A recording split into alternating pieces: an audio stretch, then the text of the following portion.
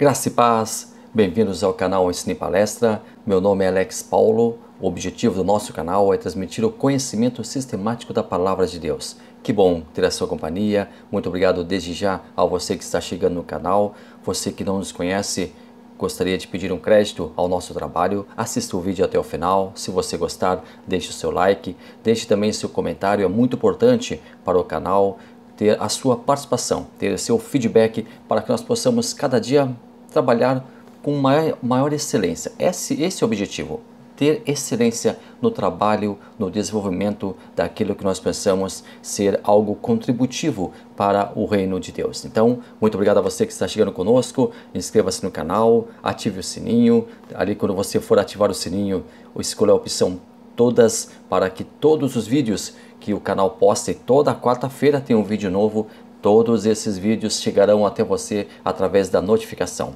Você que já é inscrito, você que já participa do canal, muito obrigado. É uma honra muito grande toda semana ter você aqui conosco. Nós estamos aqui comentando a revista Lições Bíblicas, o guia de estudos publicado pela Casa Publicadora das Assembleias de Deus. Neste trimestre, nós estamos estudando sobre o verdadeiro pentecostalismo, a atualidade da doutrina bíblica sobre a atuação do Espírito Santo. O comentarista da revista é o pastor Ezequias Soares e nós vamos aqui comentar nesta oportunidade a lição número 10, que traz por título O Senhor Cura Hoje. Então vamos juntos ao nosso trabalho, vamos juntos ao nosso vídeo e é uma honra muito grande desde já ter a sua companhia. Vamos começar o estudo desta semana.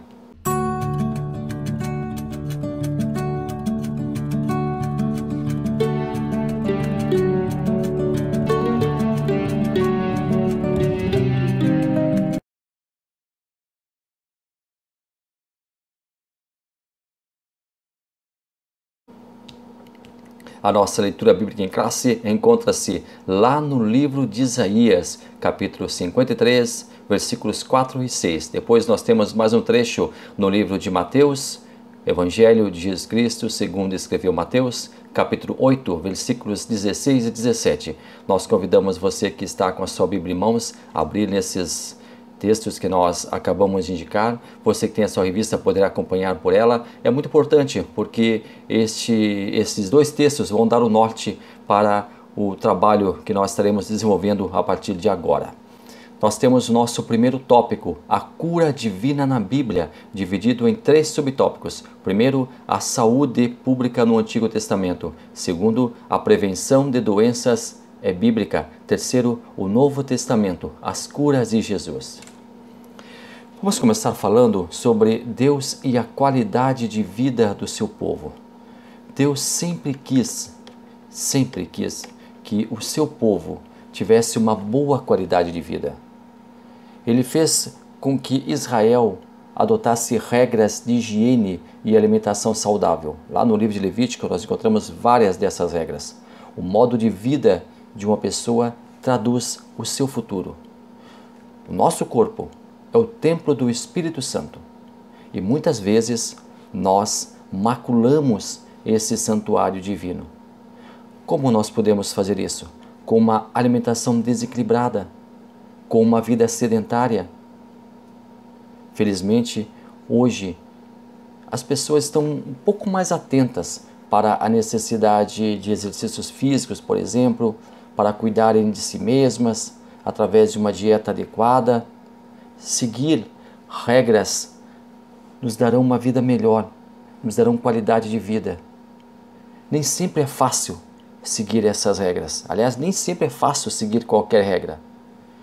Seguir esses passos, mas é imperioso que isso aconteça.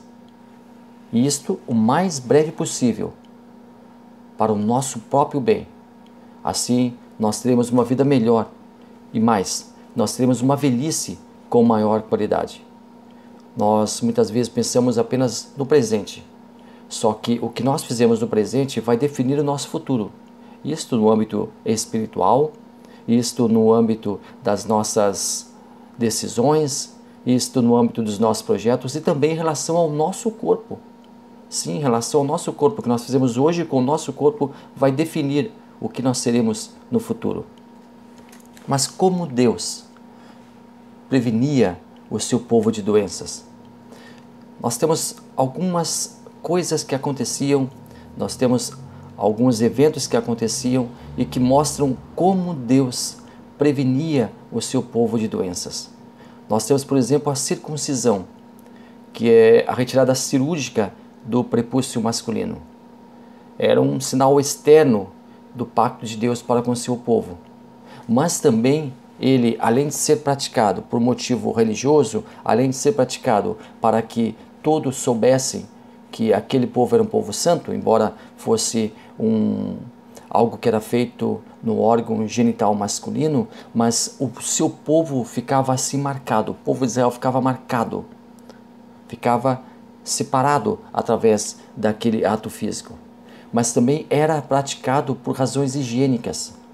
Graças à circuncisão, ainda hoje realizada pelo povo judeu, Israel tem uma das mais baixas taxas de ocorrências do câncer de colo em todo o mundo, graças à circuncisão que até hoje o povo de Israel faz. Uma outra coisa que acontecia no Antigo Testamento era o isolamento dos leprosos. Os leprosos, eles eram isolados da sociedade.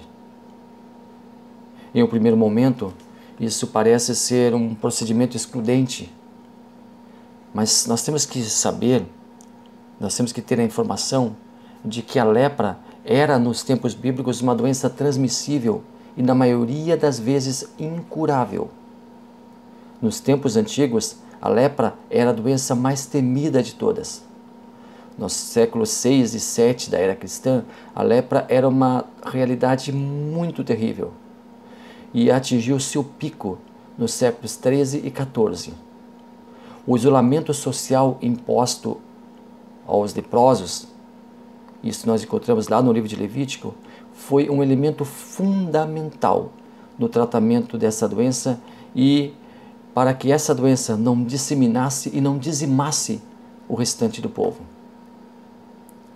A medicina, ela teve uma grande evolução através dos séculos. Lá na Renascença, por exemplo, e até a Renascença, a medicina era chamada medicina à beira do leito. Entre os séculos 14 e 15. E isso acontecia lá no norte da Itália. A partir da Renascença, o corpo passou a ser dissecado, estudado e pesquisado. A partir lá do norte da Itália começaram essas novas técnicas. Na Renascença surge uma outra perspectiva da medicina. Surge a chamada medicina mais tecnológica. Claro, tecnologia associada à época. Depois nós temos a chamada Revolução Industrial, quando foram criados os grandes centros urbanos. A facilitação do atendimento hospitalar, a medicina passa a ser massificada, a medicina é despersonalizada, a medicina torna-se impessoal. A medicina assume o papel de coletividade, do todo. Nós estamos falando nessa lição sobre cura, e quando nós falamos sobre cura, nós estamos falando sobre cura divina. E quando nós falamos de cura divina, nós falamos de milagres. Mas como eram as divisões dos milagres? Eu gostaria de falar de uma divisão de milagres em períodos. Por exemplo, nós temos o período apostólico. Os crentes acreditavam nos milagres. Os milagres realmente aconteciam. Lá no período medieval, conhecido como a Idade Média, ou ainda a Escolástica, ou ainda a Idade das Trevas, ela foi do 5º ao 15º século. Nesse tempo, acreditava-se em milagres do passado. Havia divulgação de falsos milagres do presente. Foram 1000 anos de propaganda de falsos milagres. Depois nós temos o período conhecido como o período da Reforma. No período da Reforma, acreditava-se ainda em milagres do passado e havia dificuldade em se acreditar na contemporaneidade dos milagres, porque não haviam registros científicos desses milagres. Os reformadores não conseguiam acreditar em milagres contemporâneos, pois por 1000 anos se fizeram propagandas de milagres enganosos.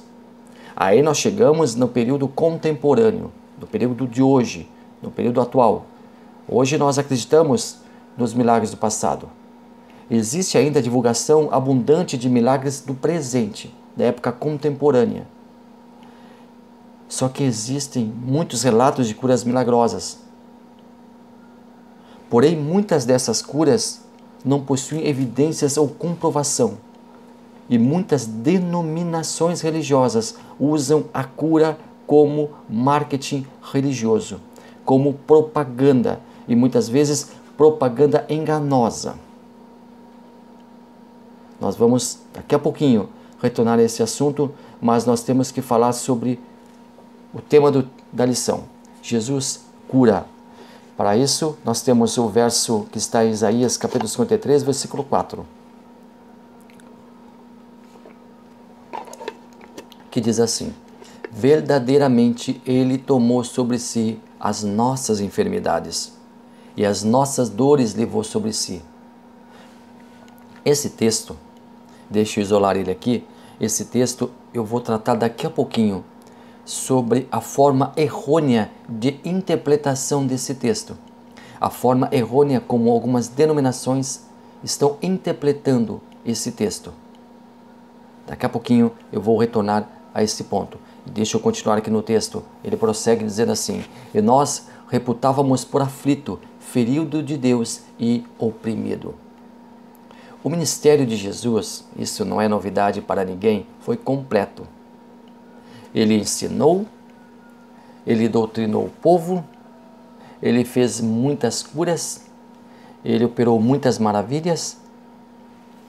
Jesus Cristo ressuscitou mortos, ele a si mesmo ressuscitou. Na multidão que seguia Jesus existiam as mais diversas classes de pessoas. Quer saber uma coisa? Olha só, nós tínhamos ali pessoas que queriam receber a instrução do mestre, porque Jesus era o maior teólogo, era o maior rabi, o maior ensinador, o maior mestre de todos. Ali também tinha um grupo de pessoas que queriam receber uma cura de suas enfermidades. Aliás, esse grupo era muito grande, muitas pessoas acorriam até Jesus para que ele as curasse. Um outro grupo dava conta de pessoas curiosas, as quais queriam saber se Jesus realmente curava. Queriam ver um milagre sendo operado nas pessoas. Elas queriam crer, mas através de seus olhos. Elas queriam ver, elas ouviam falar, elas ouviam dizer, elas ouviam relatos, mas elas queriam ver com seus próprios olhos Jesus curando. Estavam ali apenas para isso, para ver se Jesus curava mesmo, para ver se não era uma farsa, para ver se não era alguém que estava enganando as pessoas. Queriam ver com seus olhos. E também existiam pessoas ali que estavam a serviço de líderes religiosos, espiões, que procuravam diuturnamente uma justificativa para prender a Jesus. E aí levarem Jesus para os líderes religiosos. Como foi feito na verdade? Jesus foi levado e foi preso, torturado, machucado e morto, mas para a honra e glória de Deus ele ressuscitou. O movimento pentecostal, nosso movimento pentecostal, e eu sou assembleiano, eu sei que aqui no canal nós temos pessoas de outras vertentes religiosas e aqui vai meu apreço, meu carinho a todas essas pessoas, mas o nosso movimento pentecostal, ele é acusado por grupos de igrejas tradicionais e reformadas de supervalorizar a cura divina em detrimento do ensino da palavra. Isso não é verdade. Foi verdade um dia. Se antigamente, infelizmente, a igreja pentecostal negligenciou o ensino bíblico, hoje ela está atenta ao estudo sistemático das Sagradas Escrituras. Mas é certo que temos uma grande preocupação com os dons espirituais. Nós não negamos isso em nenhum momento. Nós temos sim uma grande preocupação com os dons espirituais, dentre os quais, dentre muitos desses dons, o dom de cura. O dom de cura é certamente um dos mais desejados dentre a lista de dons que são repartidos pelo Espírito Santo, e aliás nós trabalhamos em um dos vídeos aqui sobre dons espirituais. Eu gostaria de convidar você para assistir às nossas playlists, e dentro da playlist o verdadeiro pentecostalismo, você vai acompanhar desde a primeira lição desse trimestre. Então, em uma dessas lições, nós falamos sobre os dons espirituais. Muitos gostariam de serem portadores do dom de cura. Dom de curar. Para trazer alívio, conforto para as pessoas. Quem não gostaria disso? Mas certamente também é um dom que precisa ser gerenciado com muito cuidado. Também deve ser o resultado de uma vida de intimidade com Deus.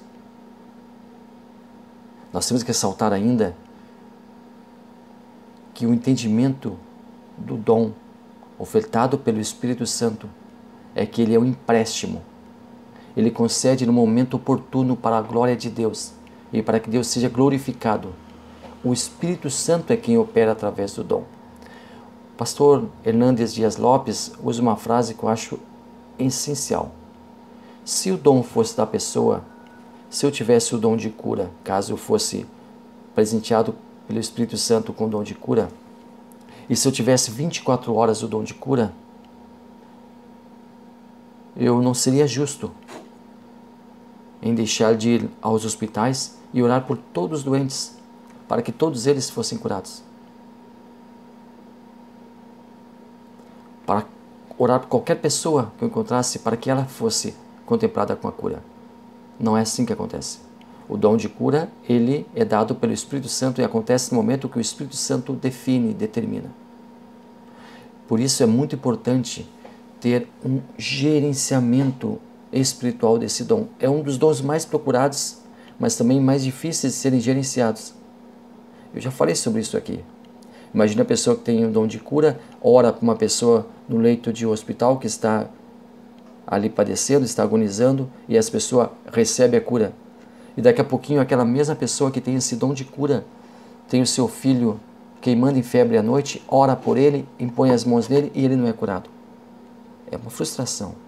Então, temos que entender, o dom de cura é dado pelo Espírito Santo para acontecer no momento que ele, Espírito Santo, determina.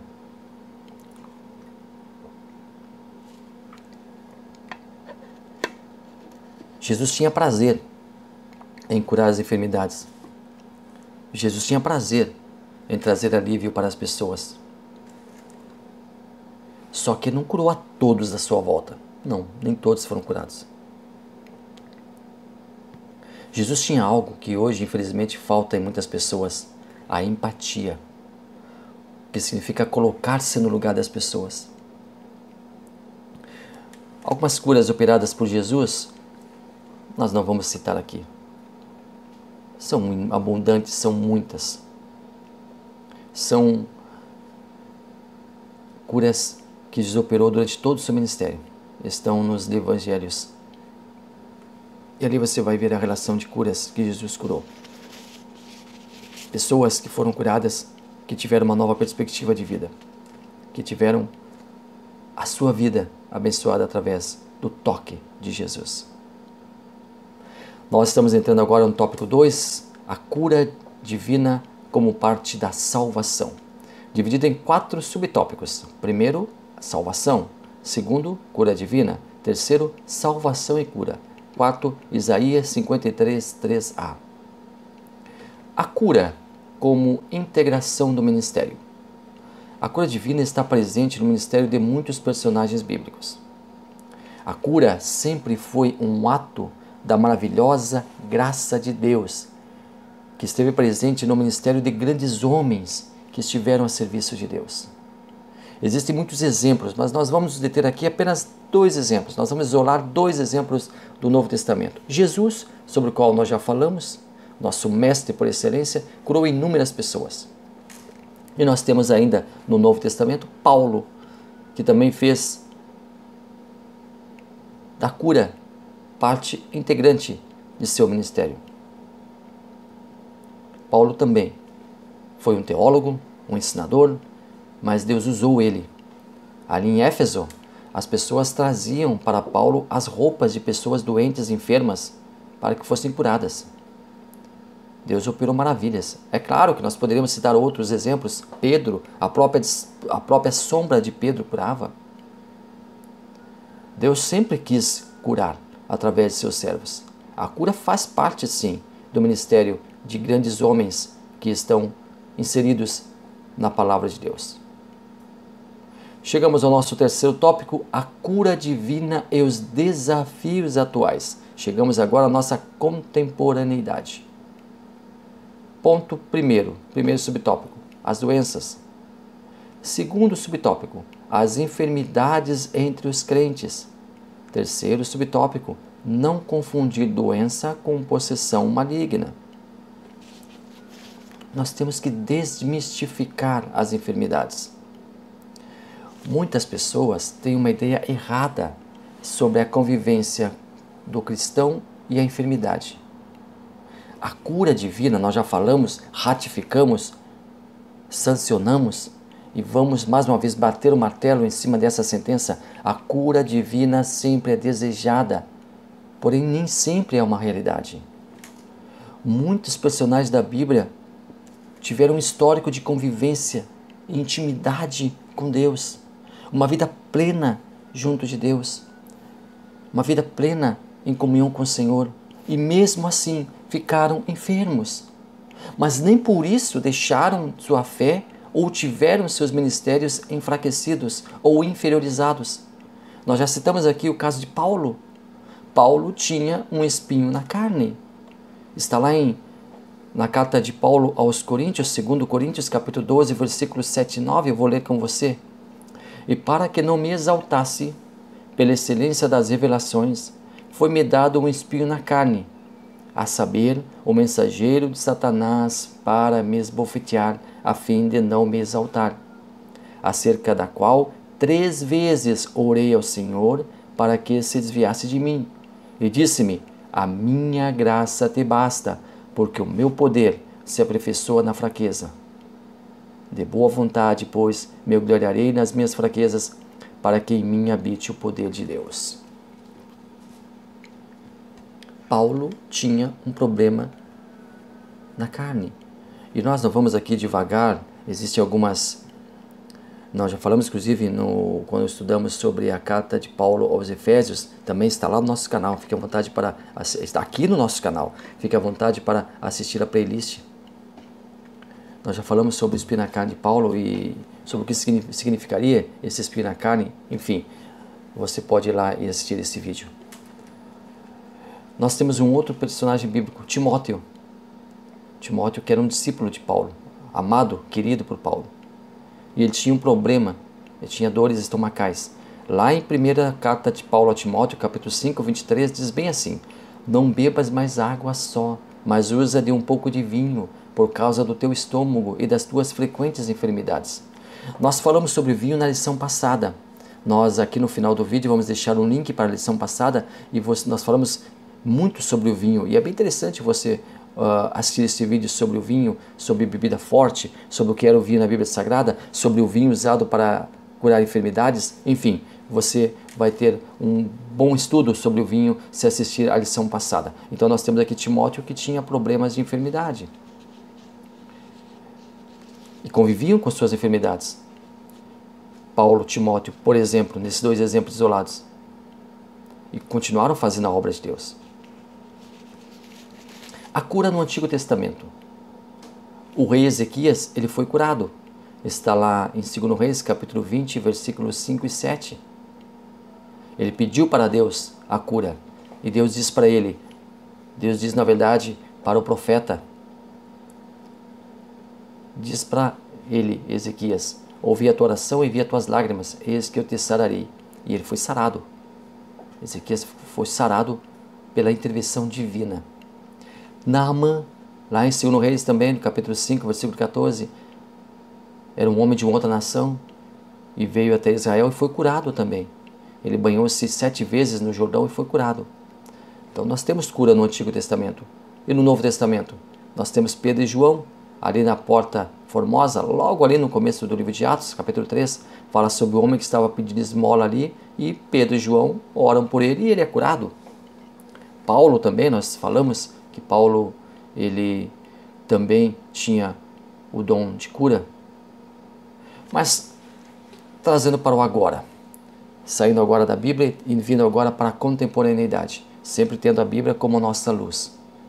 Como a igreja lida com as enfermidades? Como a igreja hoje lida com as enfermidades? Aí nós temos que falar sobre a teologia da prosperidade. Lembra que eu alertei você que nós iríamos falar sobre as enfermidades e a igreja hoje e a má interpretação daquele texto bíblico? Bom, desde a queda do homem no Jardim do Éden, a doença, a enfermidade, dentre outros problemas advindos do pecado original, que é uma triste herança, diga-se de passagem, deixada pelos nossos primeiros pais. Então, esse pecado original passou a coabitar com o ser humano e trouxe consigo a doença, dentre outros problemas. Acontece que muitas denominações não admitem que uma pessoa fique doente. Seus líderes levam o povo a pensar que se uma pessoa sofre, ela está em dívida com Deus. Se uma pessoa sofre, ela fez algo reprovável e está pagando pelo seu erro. A corrente teológica, denominada Teologia da Prosperidade, é a principal defensora desse ponto de vista. Ela defende a saúde e defende a riqueza. A Teologia da Prosperidade, ela possui como dois grandes expoentes, tem muitos, mas dois grandes expoentes, pastor Morris Cerullo e pastor Benny Hinn. E ela aqui no Brasil ganhou muitos adeptos. Alguns líderes religiosos brasileiros aderiram à Teologia da Prosperidade. E a Teologia da Prosperidade tem algumas bandeiras defendidas. Eu quero falar com você sobre algumas dessas bandeiras. Os cristãos, primeira bandeira, não podem sofrer reveses financeiros e de saúde.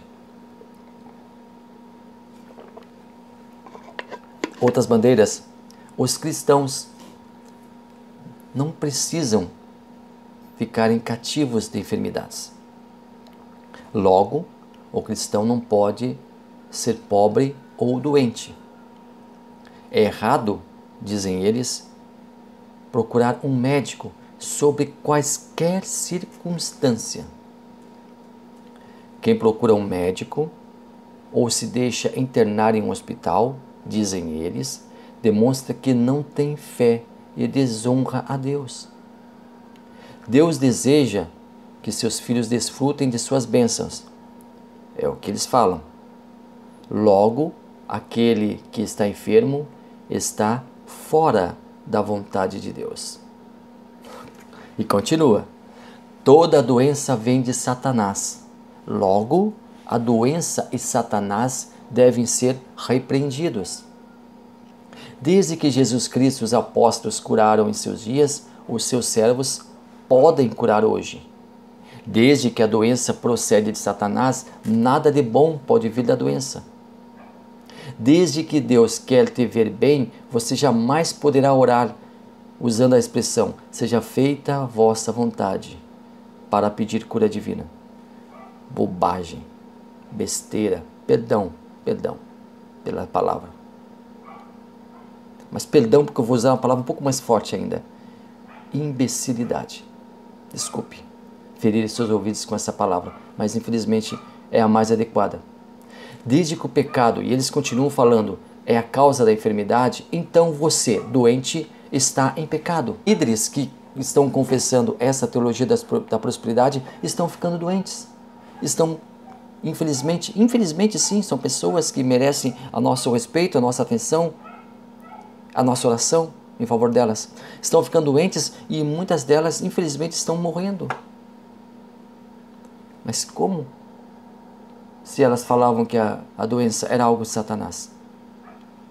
Veja só, a contradição imposta nesse tempo, imposta pela pandemia para confrontar frontalmente a teologia da prosperidade. E mais, alguns líderes religiosos que confessam a teologia da prosperidade e falam em mídia, em TV, em rádio, propagam, fazem aqueles cultos suntuosos para promover, entre aspas, a cura de pessoas.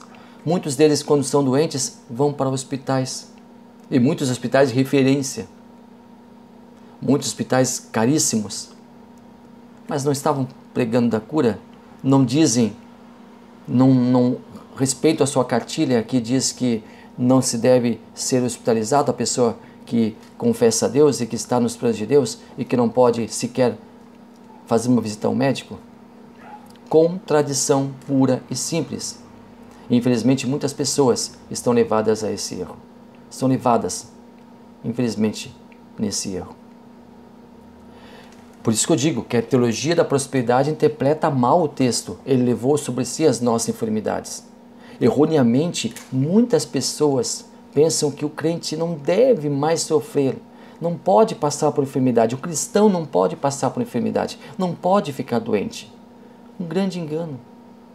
Os cristãos adoecem, passam por enfermidades e muitos podem, inclusive, morrer em decorrência de alguma doença.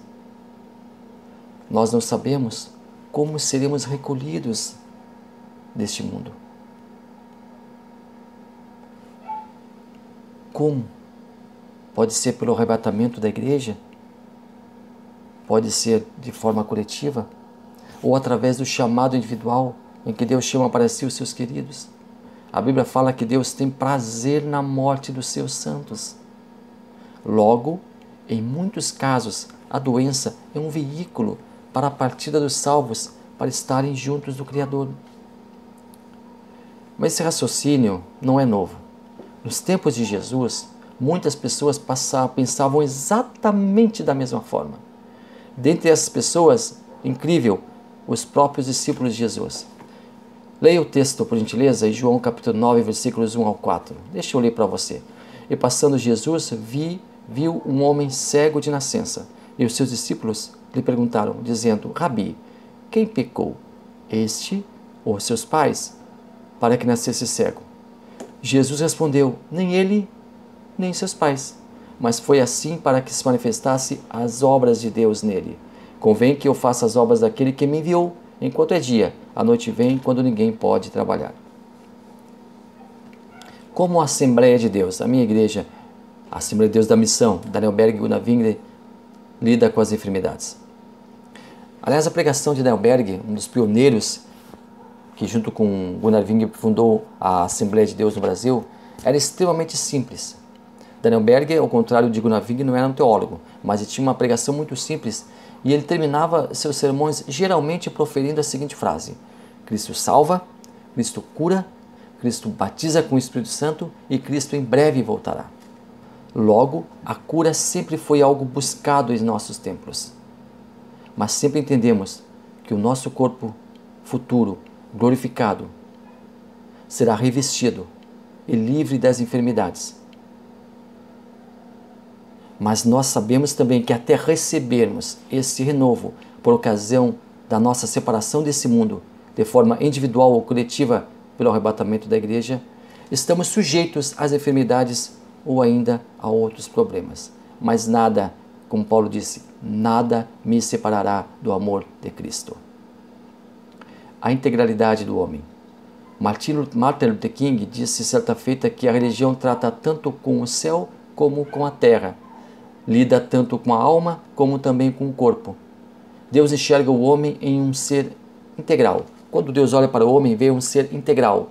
Corpo, alma e espírito.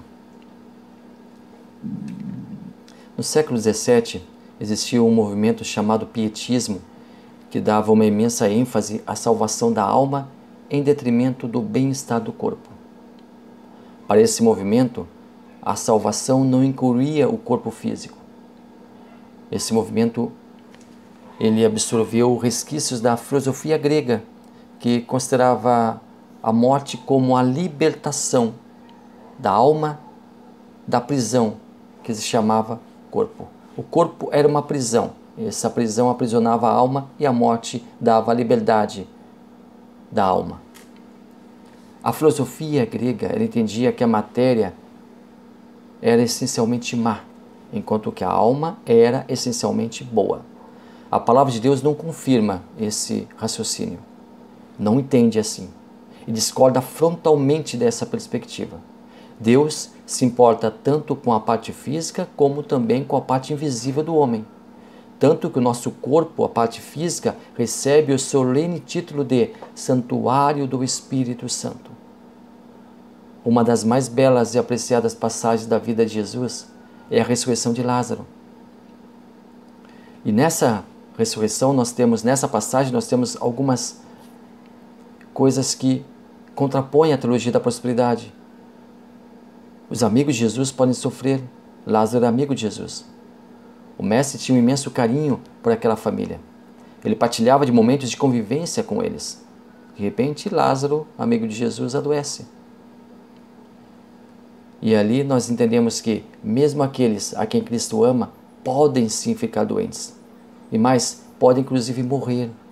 Mesmo pessoas que estão nos planos de Deus podem passar problemas, podem passar por dificuldades, mas em meio aos problemas, em meio às dificuldades, continuam fazendo a vontade de Deus. A verdadeira igreja é aquela igreja que está firmada nas Sagradas Escrituras, entende que o nosso Deus cura, porque para Ele não existe impossível, para Ele não existe limitação. Nós cremos que Deus é o médico dos médicos, é um dos títulos que nós damos, com os quais nós chamamos o nosso Deus. Ele dá a cura, mas se entender que é o melhor a fazer por nós, porque Ele sempre faz o que é melhor para nós. Somos salvos por Cristo e procuramos levar uma vida digna, de conduta sadia e fazendo o melhor todos os dias da nossa vida. O melhor para nós, o melhor para as pessoas que estão à nossa volta. Deus é nosso Pai, nosso conselheiro, nosso médico, nossa rocha, nosso amparo, nosso porto seguro.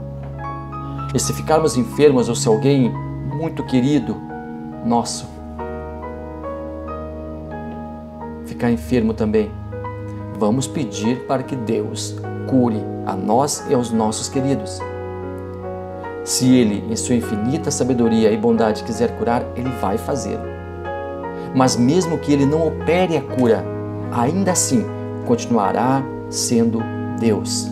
Continuará sendo nosso Pai, nosso conselheiro, nosso médico, nossa rocha, nosso amparo, nosso porto seguro. O nosso Deus, aquele que tem sempre o melhor para cada um de nós, mesmo sem nós sabermos ou entendermos os seus insondáveis desígnios.